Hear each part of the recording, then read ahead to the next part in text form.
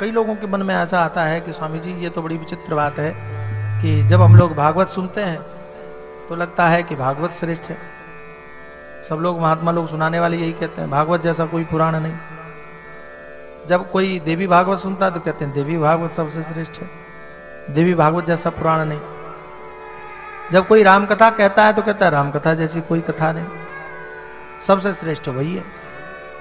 कोई विष्णु पुराण करने लगे तो विष्णु पुराण श्रेष्ठ है। महाराज एक बात बताओ, ये श्रेष्ठ है कौन?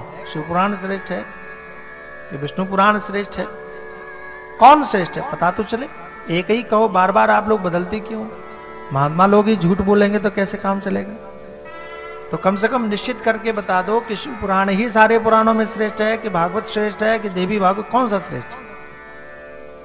तो पहली बात आप समझ लो कि हमारे यहां देवताओं में कोई छोटा बड़ा नहीं होता। हमारे यहां देवता एक ही, एकम सद्विप्रा बहुधा वदंती, एक ही सत्य को शास्त्रकारों ने विद्वानों ने अनेक प्रकार से कहा। और दूसरी बात ये समझ लो कि जैसे आपके बच्चे, उनको जब कुछ खिलाते हो आप, खाने का उनका मन नहीं करता तो आपने जो बनाया हुआ है उसकी महिमा गाते हो। आप क्या बताते हो? अरे ये हलवा बहुत अच्छा है, खा के देखो, ताकत आ जाएगी शरीर में। तो आप हलवा की महिमा गाते हो। और कभी आपने पराठे बना दिए तो पराठे की महिमा गाओगे, है ना?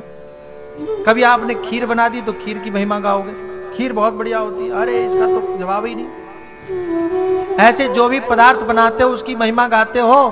क्यों गाते हो? तो आपको उस पदार्थ की महिमा गाने में रुचि नहीं है, आपकी तो रुचि है कि कैसे भी ये बालक खा ले, इसका पेट भर जाए। बालक का पेट भरने में आपकी रुचि रहती है, उस पदार्थ की महिमा गाने में रुचि नहीं रहती।